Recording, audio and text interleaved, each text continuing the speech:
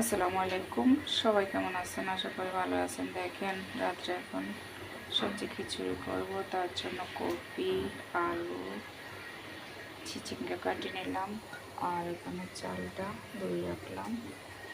কড়াইতে তেল আর পেঁয়াজ তেজপাতা বসাই দিলাম। এই যে দেখেন কড়াইতে আমি সবজিগুলো দিয়ে দিলাম, এগুলা এখানে ভাজা হোক, তারপরে একে একে করে মশলা হালকা হালকা দিয়ে দিব। এখানে আমি মশলা হালকা হালকা একটু দিলাম, কারণ সবজি খিচুড়ি মশলা একটু বেশি দিব না, একটু কষানো হোক, তারপর আমি চালটা দিয়ে দেব। এখানে আমি হলুদের গুঁড়াটাও দিয়ে দিলাম, একটু কষানো হোক, কপির একটা আছে ওটা চলে যাক, তারপরে আমি চাউলটা দিয়ে দেব। এই যে দেখেন মোটামুটি কষানো হলো, এখন আমি চালটা অ্যাড করে দিলাম। এবার নাড়াচাড়া করে দিব। এই তো দেখেন মোটামুটি চালটা ভাজা, যেহেতু নরম খিচুড়ি করবো তার জন্য চালটা আর বেশি একটা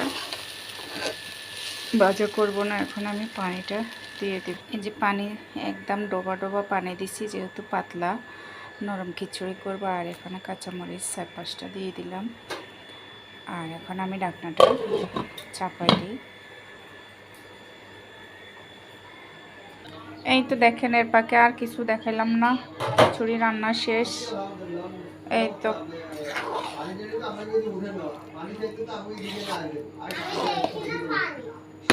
রান্না শেষ আলহামদুলিল্লাহ। লাত্তা খিচুড়ি বলে নাকি বলে জানি না। তো সবাই ভালো থাকবেন, সুস্থ থাকবেন। আল্লাহ হাফেজ।